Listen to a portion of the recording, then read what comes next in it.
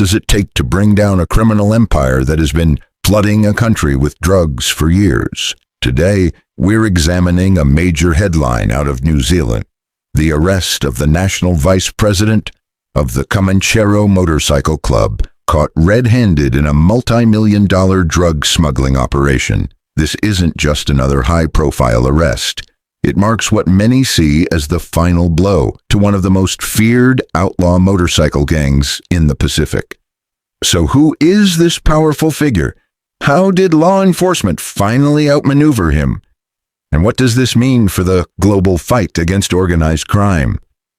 On April 9th, 2025, Auckland police executed a precise and calculated operation, arresting a 36-year-old senior leader of the Comanchero Motorcycle Club in Auckland, New Zealand. This was no stroke of luck. It was the result of years of meticulous investigation, part of a long-term strategy to dismantle the gang's leadership from the top down. To grasp the full significance of this moment, we must explore the Comancheros' rise to power, the details of this high-stakes bust, and what it signals for the future of transnational crime. Who are the Comancheros? The Comanchero Motorcycle Club is far more than a group of bikers riding for thrills. They are a global criminal syndicate, a major force in international drug trafficking, and one of the most difficult targets for law enforcement agencies. The club was founded in Sydney, Australia in 1968 by a group of motorcycle enthusiasts who shared a rebellious spirit. But by the 1980s, the Comancheros had evolved into something far more dangerous, a violent, well-organized crime group. One of the bloodiest moments in their history came in 1984 during the infamous Milpera massacre, a deadly shootout with rival gang the Bandidos that left 7 people dead. That event solidified their reputation as a gang that not only plays hard but fights to the death. By the 2000s, the Comancheros had transformed into a highly structured criminal enterprise. They operate like a corporation, with national presidents, vice presidents, sergeants-at-arms, and a chain of command that ensures discipline and secrecy. Their members follow a strict code of loyalty, enforced by violence and fear. Their operations span multiple criminal markets: methamphetamine, cocaine, ecstasy, and cannabis trafficking, as well as money laundering, extortion, and illegal arms trading. Meth remains their biggest source of revenue. Expansion into New Zealand. In the early 2000s and 10s, the Comancheros expanded their operations into New Zealand, establishing chapters in cities like Auckland. They took advantage of the country's international shipping ports and relatively porous borders to smuggle in massive drug shipments, primarily methamphetamine from Southeast Asia and Mexico. What makes the Comancheros especially difficult to dismantle is their structure and professionalism.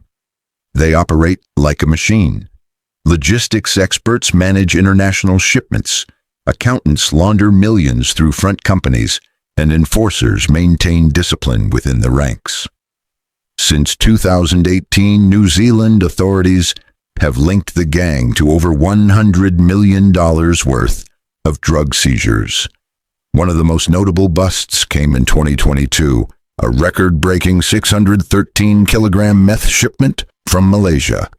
That single haul could have supplied tens of thousands of users and had the potential to destroy entire communities. Global connections and modern tactics. The Comancheros' influence extends far beyond the Pacific. They maintain connections with Mexican cartels and Asian syndicates, making them a key player in the global drug trade.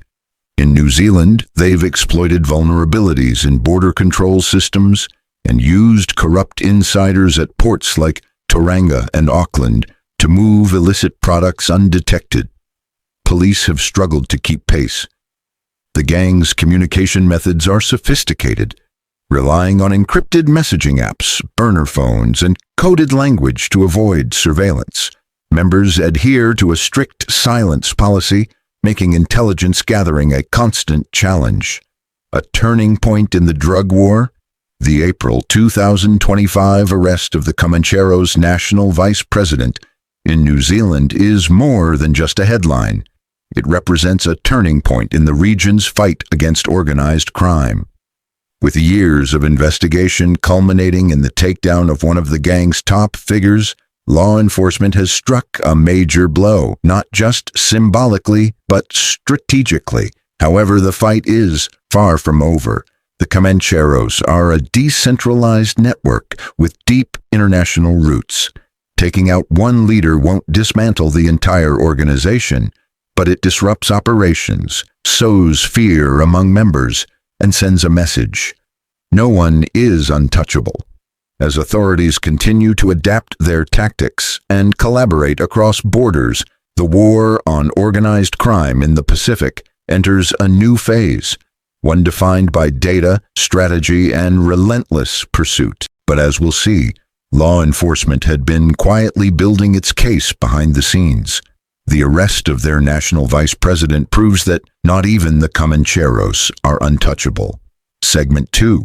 The arrest that shook the underworld. Fast forward to April 9th, 2025. After years of surveillance and investigation, Auckland police finally made their move, arresting the national vice president of the Comanchero Motorcycle Club. The 36-year-old's identity has not been publicly disclosed due to New Zealand's strict name suppression laws, so for now, we'll refer to him as John Doe.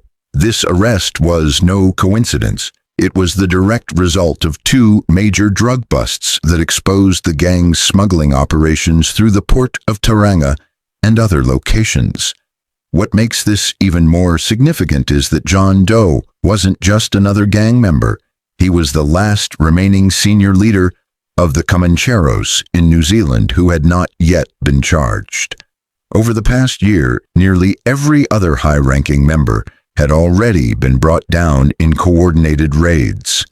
According to Assistant Commissioner Paul Basham, this arrest marks a major milestone in the years-long effort to dismantle the gang's criminal operations, and the charges John Doe now faces are extremely serious. The charges John Doe appeared in Auckland District Court on April 9th, facing multiple charges: importing methamphetamine through the port of Tauranga in December 2024, attempting to possess cocaine for supply in early 2025, participating in an organized criminal group, a charge that carries heavy penalties in New Zealand. These charges stem from a joint investigation led by the National Organized Crime Group and the New Zealand Customs Service. Authorities uncovered a staggering 200 kilograms of methamphetamine smuggled into the country through the port. To put that in perspective, 200 kilograms of meth has a street value of approximately $30 million. That's enough to supply tens of thousands of users and cause devastating harm to communities across the country. The cocaine-related charges are equally significant and relate to a separate importation attempt intercepted by police earlier in the year.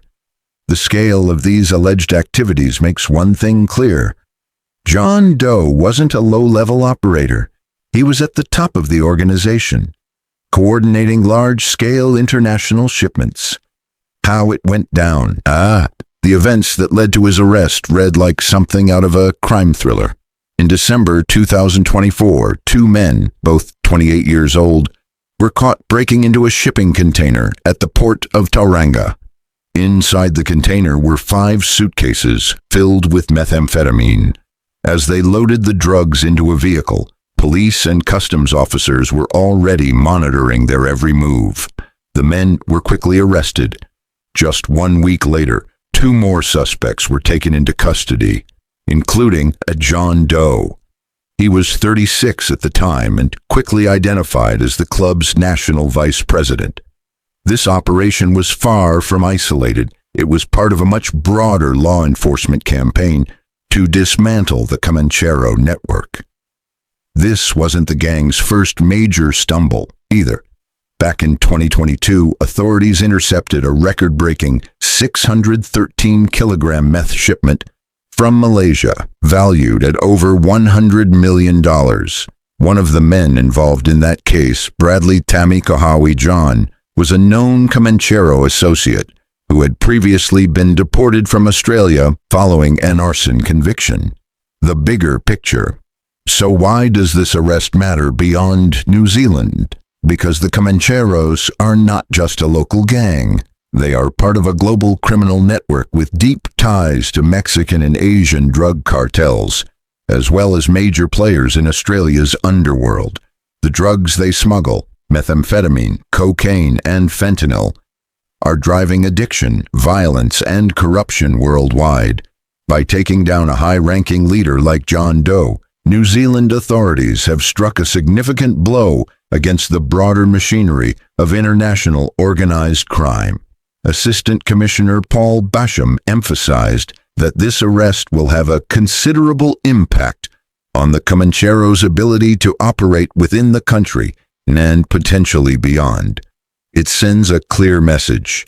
No one is above the law, not even the top brass of one of the world's most dangerous outlaw motorcycle clubs.